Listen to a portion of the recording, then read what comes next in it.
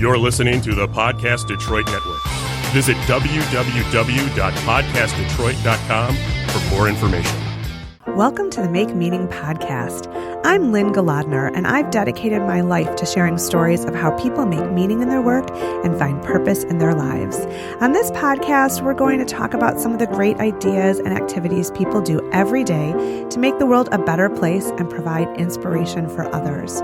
So much of the meaning we find comes from interacting with great people, developing relationships that are mutually beneficial, and doing work that inspires everyone. I hope you'll be inspired by the people you meet here. We all need to find a way to make meaning in the mundane.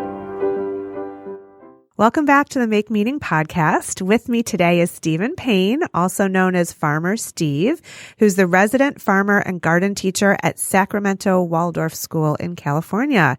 He has a degree in business marketing from Central Connecticut State University and 10 years of experience in organic farming plus 5 years of experience as a market garden business owner. Steve came to SacWaldorf in 2001, where he lives on the property, manages the farm, and teaches children of all ages and grades in a hands-on curriculum on a 3.5 acre farm that is part of a gorgeous campus. Thanks for joining us and welcome to the Make Meaning Podcast, Steve. Glad to be here. Thanks for having me. Yeah, I'm so thrilled you were available. I loved being out at your school. I loved walking along the farm and just the possibilities that I could see. I mean, I came home and I told my husband, I wish I could enroll. I'm a little old, but I wish I could, because it just seems like such a joy to expose children to the possibilities of working with the earth as part of their learning and their childhood. So I wonder if we could start our conversation with you sharing with our listeners how you came to farming in the first place. Take me back on that journey. Sure. I had at one point decided that I wanted to work outdoors, be a little bit closer to physical labor that I'd always enjoyed in the past. Uh-huh. And I had a new resounding interest in healthy eating and was a bit concerned with the monocrop, conventional, commercial, agricultural of raising animals and the chemicals that are used in row crops on fruits and vegetables, and thought maybe I should give this a try. Sure. So it was an inner impulse that made me knock on a farmer's door just a few miles from my parents' home and ask for a job. Wow. So what was that like? I mean, what kind of work did you start doing on the farm? Well, it was interesting. Because it is a upstate New York farm about an hour from Manhattan. Okay. And they primarily focused on vegetable production with berries. And twice a week, we brought our produce down to the Green Market on 17th and Broadway at Union Square. Uh-huh. And he was one of the first organic farmers to have started at that market. And that's the largest farmers market at that time in the Manhattan area. Wow, impressive. That's really fabulous. And so one thing that was immediately rewarding is I felt like I was being exposed to so much learning that I had never experienced prior, that I could sense the tremendous growth going through just one season there in New York. Yeah. So I know that there is a connection between Rudolf Steiner's teachings and writings and farming.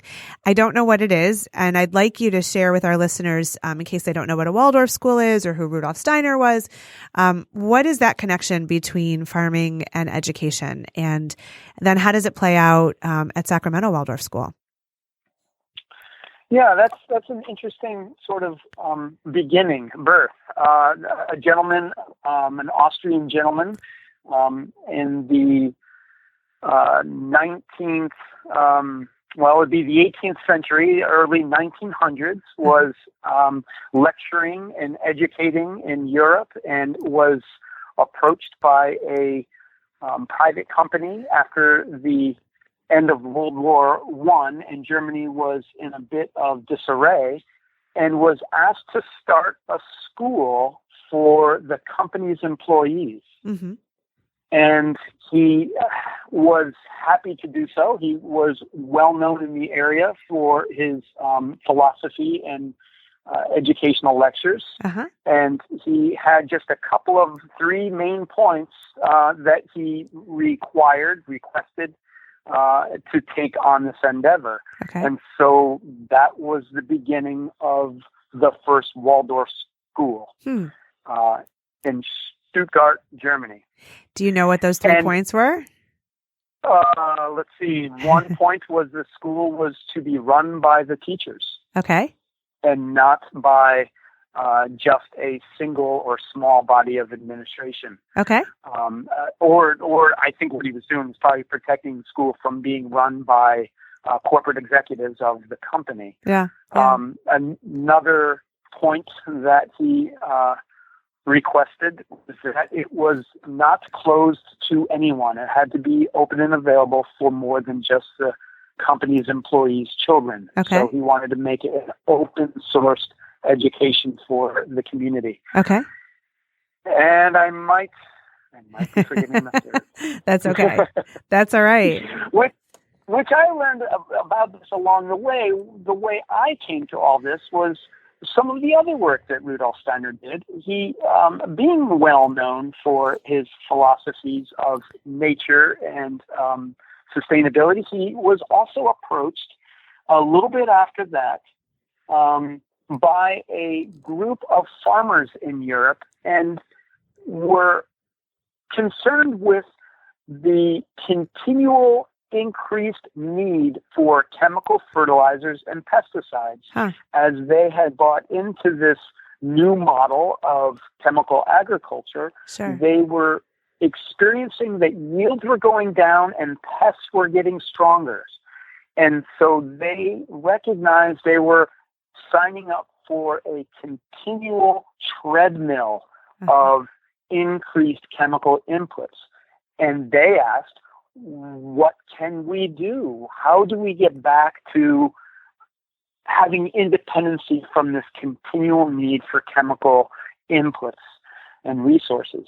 Okay. And so he gave a series of lectures to these farmers that outlined a sustainable approach to agriculture that looks at the farm as an identity, and then within that identity, being able to self-fertilize itself like a closed model, like a closed system. Right.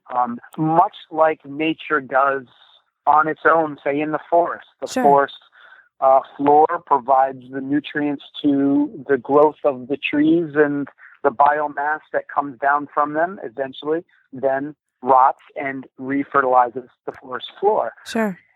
And with his series of lectures, he laid out a number of approaches that this could be regained on individual farms. Sure. And that's what you're doing in Sacramento, isn't it? Yeah. Yeah. And that was the birth and beginning of what's called biodynamic agriculture. Excellent. So you work with kids day in, day out, while also managing a living farm with crops, with animals. You know, I know that every grade has a different purpose or task or engagement with the farm. How do you see engaging with these natural rhythms of the earth and nature really, you know, enhancing the children's education? Well, it's a good 100 years later now. Yeah. I think what Rudolf Steiner was recognizing is that the model in the family was getting further away from living close to the land and children having the experiences of being active and physically productive to the needs of the family. Sure. And at that time, you know, and throughout much of our existence, children were sent away to school, away from the home and away from the farm, in order to learn how to think. Because the learning how to do was always a natural part of just being human and growing up and surviving on this earth. Sure.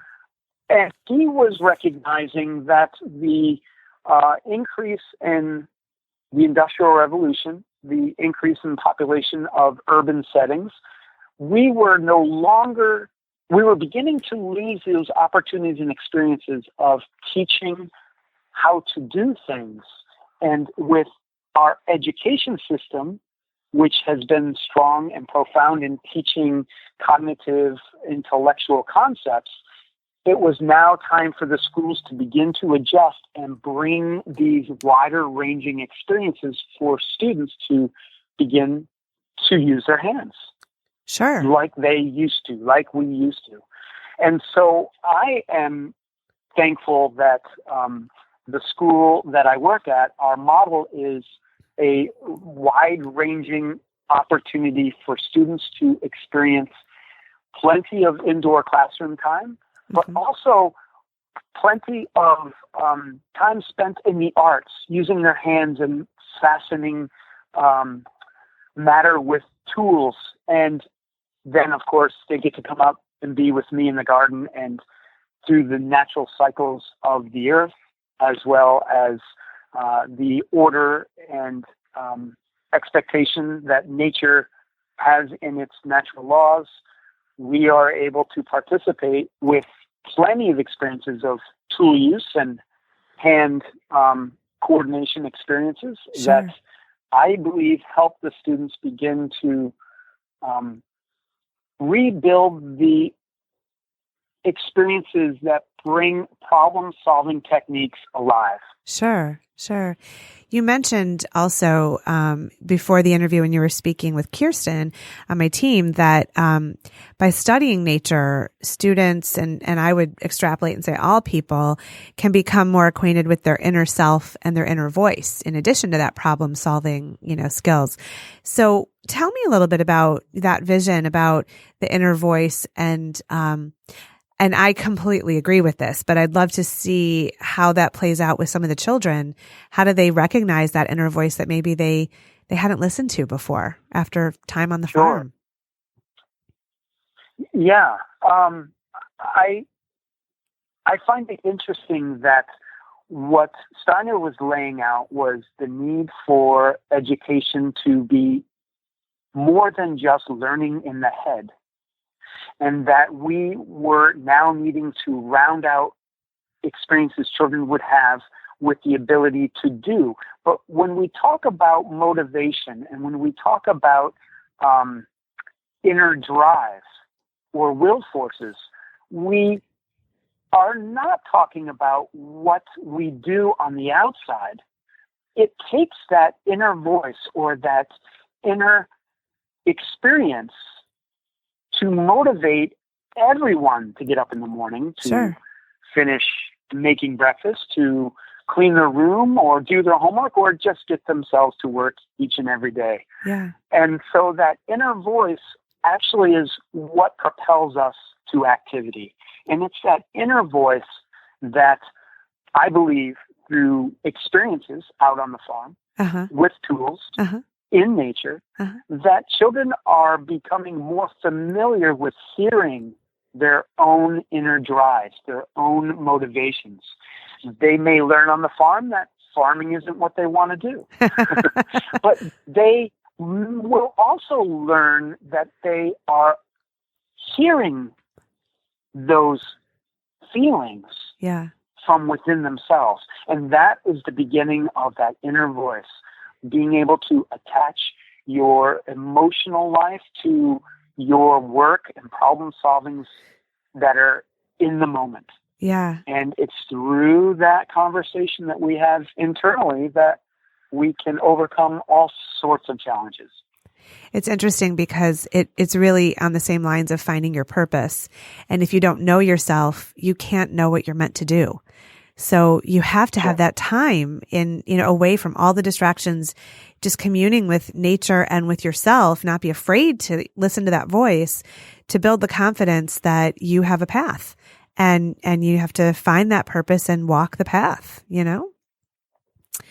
I like to joke with some of my students. I ask them, do any of you talk to yourself? And, of course, we get a little giggle and nobody wants to admit. And I assure them, I don't mean talk out loud, but do you listen to your intuition? Yeah. Do you listen to what you have to share with yourself? Because that is the beginning of problem-solving skills. Yeah. And so before we end our conversation, I just wanted to go to one thing that you had said that really moved me. You said that it's amazing when we're not put in a box and are seen for who we are. And I couldn't agree more. And I feel like that's the beauty of a Waldorf education. You can't be anonymous. You are seen, you are heard, you matter. And I think that is so important, because if you don't know that you're important, that you matter to someone or in some community, that somebody notices you, that can be detrimental for a whole life. I mean, these are planting seeds, metaphor intended here, that take root for better or for worse for the rest of their lives. I personally, myself, have learned a tremendous amount by becoming a part of the school here. As I said, I came here through my love and experiences in agriculture, and was just excited to be able to bring that to school children, because I felt like I had learned so much just in that first year of farming. Sure. That everyone should have these experiences. Yeah. And what I found coming here, not having any knowledge of Waldorf education, not having this same sort of educational experience in my youth, I witnessed that the teachers that work here, the teachers involved in Waldorf education, are teachers that are very concerned with the individual. Sure. Seeing the student, not seeing the class as just numbers. But right. Everyone develops in a different route, in a different way, and at a different time.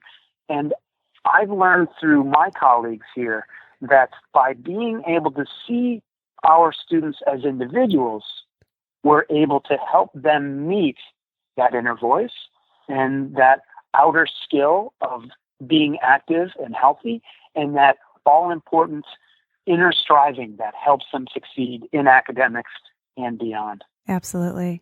Well, I wish I could continue talking to you all day, but I'm going to have to wrap it up. So Farmer Stephen Payne from Sacramento Waldorf School, I'd really like to thank you for sharing your time and your wisdom and your journey with us on the Make Meaning podcast. And I want to wish you a really happy new year. I appreciate the time to speak with you. Great. Thank you for having me. Yes. Bye. Thanks for listening to the Make Meaning podcast. I'm Lynn Galadner, and I've really enjoyed being here with you today. You can find the Make Meaning podcast wherever you listen to your favorite podcasts. And I'd love it if you'd share our great conversations with all your people so we can add meaning wherever we go and whatever we do.